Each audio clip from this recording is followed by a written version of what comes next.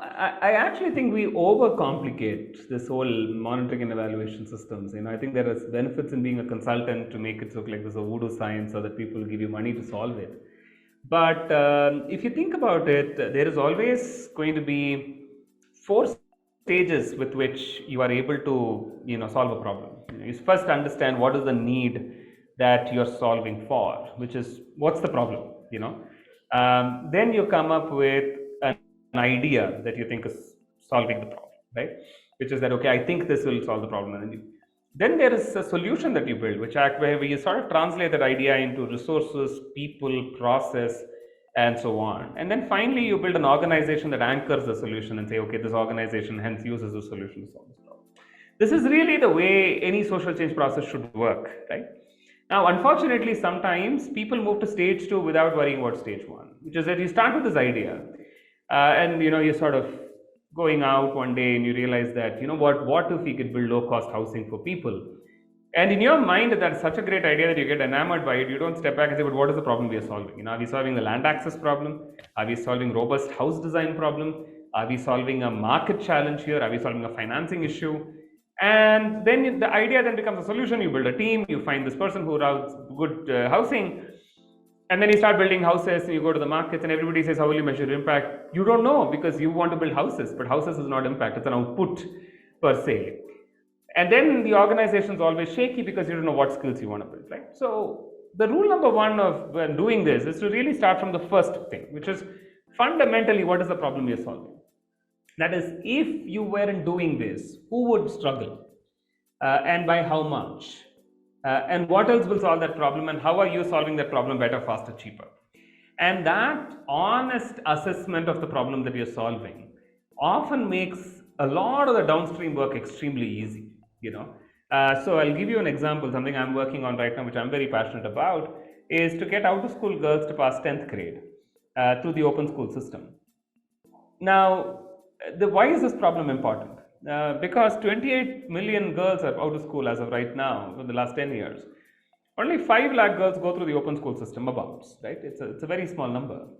Once you pass the 10th grade, all of these people have access to life chances, like they can apply to an Anganwadi, they can get a job and all of that, which they can't without a 10th grade exam. And there are other social ecological benefits of, educational attainment on the life skills of the girls.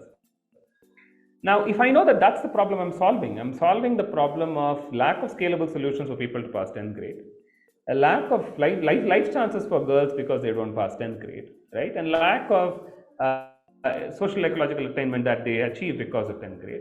What do I measure as an outcome? 1 is, are girls passing 10th grade? Number 1. 2, is passing 10th grade helping them get more life chances, right? 3, are there any changes in their life skills because of this? And I will say, what, 3rd is very hard to measure. I'm a small NGO, I don't want to do this. But I will measure 1 and 2, and saying if that is proven, then my problem articulation is proven. But if I had started from saying I want to just get girls to pass 10th grade or do this program which gets online learning to girls, I would have then built a lot of online learning, but I don't know what at the end of it is the problem that I'm solving. And I think that's really where I would say we have to start with. And the simplest articulation of the problem you're solving often provides clarity on how do you think about it. So broadly, let's say there is 2 things. There is proving impact, there's improving impact. Proving impact is convincing somebody that you're creating value, right? And oftentimes it's a donor ask. In this case, you should ask the donor for the money and run that report yourself. Just get somebody to execute that evaluation. The other is improving impact, which is knowing what you're creating and then being able to improve that impact better and better. And on improving impact, the way to think about this is to bring observability to the value that you're creating.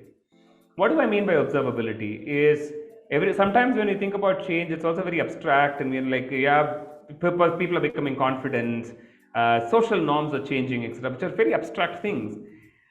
It'll be important to identify what are observable changes you're bringing into your system. And you don't have to limit yourself to only observable changes. Sometimes change is a long-term process, and so it wouldn't be able to see whether norms and structures have changed. But are there any observable actions that you want the people you are impacting to take, right? And take any example. You are building Anganwadi workers' capacity. Is there any observable behavior, what she should do with children that you want to observe? Number 1, right? If you are working on building a cadre of last mile entrepreneurs, the money they make is going to be the observable value that you can see. And so identifying what is an observable value I think is important. Second is there a way to create some form of a data trail or a digital trail to collect it? And sometimes we often think about monitoring and evaluation as on top of the work we do. But the more we integrate monitoring and evaluation in the work we do, I think it's a lot easier, right? And so if your field worker is engaging with the entrepreneurs you've created, can you give them a device where they just have a conversation, give you the data, and that data tells you this is what is happening. So it's not a separate exercise. They will, of course, talk to the entrepreneur. As they talk, can they collect data? If you're working with FLWs or frontline workers, ASHA workers, can you give them a device, which is a small app where they can actually record what they're doing in a manner that integrates with your work, and where they also get value, not only you get value. So I think integrating any form of, and if it's not digital, it's okay. Just take pen and paper, but get a data trail. I think that's helpful. And third, build the review mechanisms in your organization where the leadership reviews this every week, every month. Almost always it's sort of assumed that I will create the data trail and then Ram Bharosi, right? But to make sure that leadership looks at the data and makes decisions, creating that culture, I think, is the third part. So